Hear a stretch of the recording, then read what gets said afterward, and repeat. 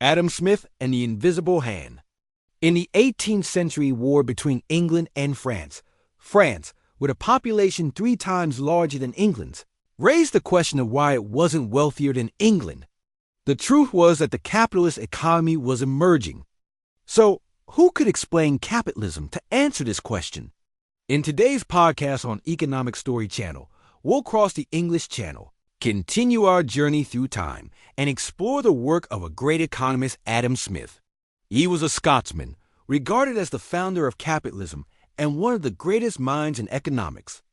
By studying his works, we'll gain a clearer understanding of the fundamental origins of capitalism, its role in shaping economic systems, the importance of individual freedom and competition, and how these principles interact with modern business practices and societal development. In 1776, the economist Adam Smith published his groundbreaking work on economics, an inquiry into the nature and causes of the wealth of nations. For Smith, one key cause of wealth was the division of labor. He described a workshop where 10 workers produced only pins. They began by dividing into groups, assigning tasks to create a pin. One group drew the wire, another straightened it, a third sharpened the point, and a fourth attached the head. Working together, they produced 48,000 pins daily. This output far exceeded what 10 individuals working separately could achieve. In fact, working alone, they couldn't even produce a single complete pin in a short time. To manufacture 48,000 pins daily, the pin workshop required clear organization and a leader issuing commands. In a pin workshop, this is manageable, but for larger tasks, like producing a loaf of bread, who issues the orders? Creating a loaf involves growing wheat, harvesting it, processing it into flour, and delivering it to bakers who craft the bread, which is then transported to shops or vendors. The answer is, no one gives orders. Bakers don't work because a planner commands them, nor do they bake out of saintly desire to feed everyone. They bake because it benefits them. But if bakers only care about their own interests, why don't they raise bread prices exorbitantly? Adam Smith's answer is that bakers want to sell at high prices and try to do so as soon as the idea strikes them. However, other bakers, equally self-interested, soon attract their customers.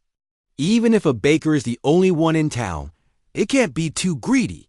If they earn large profits from bread, others will notice, abandon their trades, and start baking. Thus, in Smith's economy, competition ensures honesty. All bakers, good or bad, are guided as if by an invisible hand, leading them to sell bread at reasonable prices. This reasonable price is just high enough to cover costs like the workshop, labor, and the baker's wages, but low enough to avoid losing customers to competitors. Regarding costs, suppliers of materials, workers, landlords, or lenders to the baker also cannot raise prices too high. If they do, the baker will turn to their competitors. This dynamic applies across all industries in society. Thus, the price of a loaf of bread reflects the reasonable cost of all its components. In other words, the bread is sold at its true value to society. From this, the free market emerges in action. Why is it free in action? It can be explained simply. Suppose there's a wheat crop failure, and the government intervenes with measures like urging transporters to import more wheat, forcing merchants to sell stored grain, and encouraging people to eat less wheat and switch to other foods. That's government and planner intervention. But what happens if they do nothing? Can you guess how the market would operate? It's fascinating. During a crop failure, goods become scarce, wheat prices soar, and people tighten their belts, turning to alternative grains. Skilled merchants sell their stored wheat for huge profits. Meanwhile, transporters ramp up wheat imports to capitalize on high prices.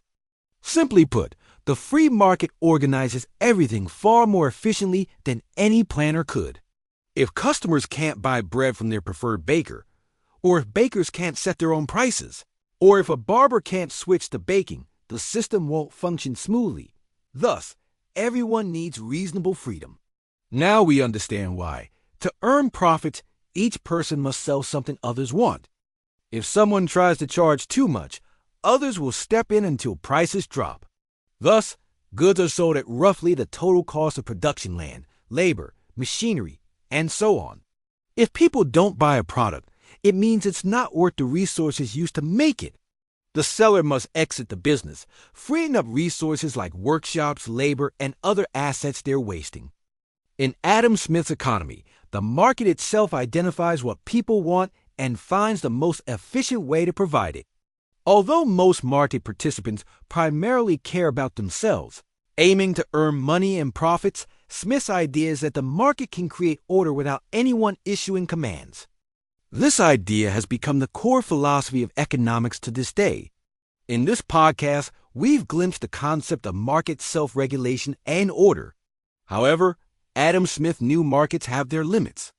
Unintended consequences, like inequality or environmental impacts, can arise when markets operate inefficiently or unfairly. Thus, government and regulatory bodies play a crucial role in intervening and shaping markets. This helps us understand why the government is an entity within the economy. However, government intervention must be carefully balanced. Excessive regulation and control can stifle market freedom and innovation. The balance between freedom and reasonable government intervention is vital for ensuring sustainable and equitable economic development. While Adam Smith introduced the idea of market self-regulation, we cannot ignore its inherent limits. In the next podcast, we'll explore in detail the specific limits of markets and how governments can intervene to ensure economic development and fairness. Today's podcast on Adam Smith and the Invisible Hand from EconomicStory-Channel ends here. If you found this content helpful, please share it with those who need it, and don't forget to subscribe and hit the notification bell to support our podcast and help it reach more people. Thank you for your support, and see you next time.